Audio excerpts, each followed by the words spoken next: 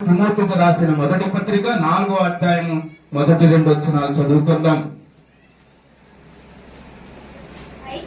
అయితే కడవర దినములలో కొందరు అబద్ధికులు, వేషధారులు, మోసపరచువారు, ఆత్మలందును దయ్యముల బోధయందును లక్ష్యముంచి విశ్వాస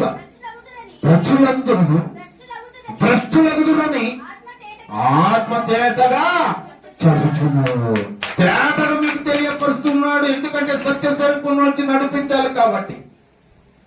ఎలా ఉన్నాయంటే ఈ లోక బోధలు, ఈ లోక వార్తలు ఎలాంటి స్థితిలో ఉన్నాయంటే, మ్యాజిక్లు చేసే పాస్టర్లు ఉన్నారు ఎంతో మంది.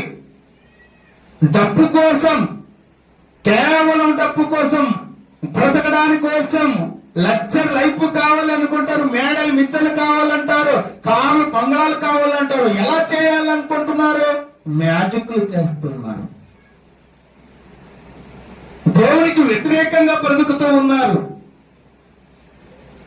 బైబిల్లో ఉన్నవి ఏది కలుపుకోవద్దు, ఏది తీసివేయొద్దునైనా శాపాలు వస్తాయంటే కొడుకునికి భయపడక, గర్వముతో నిండిన హృదయాలు, అహంకారంతో నిండిన హృదయాలు దేవసేవకులు ఎంతో మంది ప్రపంచంలో ఉన్నారు, బ్రతుకుతూ ఉన్నారు.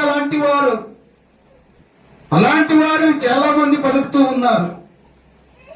ఎలాంటి వారంటే మరొకసారి చదవమా. అయితే కడవర దినాల్లో, భయంకర దినాలలో కొందరు ఏమై ఉన్నారట?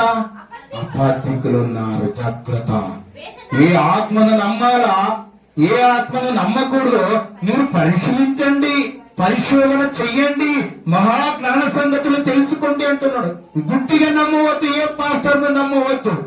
మిమ్మల్ని ఎవరు సత్య స్వరూపంలో నడిపిస్తారు, ఎవరైతే మంచి మార్గంలో తీసుకొని వెళ్తారో, ఎవరైతే ఖండిస్తున్నారో, ఎవరైతే బుద్ధి చెప్తున్నారో, ఎవరైతే మనకు అన్ని విషయాలు ముందుండి అన్ని కార్యక్రమాలు జరిపించేవారై ఉన్నారో, ఇవన్నీ గుర్తించాలి మీరు. పాస్టర్ అంటేనే ఇంట్లో చూసుకుంటూ ఉంటారు. పాస్టర్ అంటేనే నమ్మొద్దండి. చాలా మందిని అబద్ధ బోధకులు బయలుదేరుదురు అనే మాటలు లేఖనాలు ఉన్నాయి. తోడేలు లాంటి మనసు కలిగిన వారు ఉన్నారు అని లేఖనాలు సెలవిస్తూ ఉన్నాడు. గొర్రె చర్మలు కప్పుకున్న వారు మధ్యలోకి వస్తారు. ఏ ఆత్మను నమ్మాలో, ఏ ఆత్మను నమ్మకూడదో మీరు పరిశీలించండి అంటూ ఉన్నాడు. మరి నీకు జ్ఞానం ఉంటే పరిశీలిస్తావు, జ్ఞానం లేకపోతే అందరికీ గుడ్డిగా ఇంట్లో పిలుచుకుంటాం. ఇంట్లో పిలుచుకొని అన్ని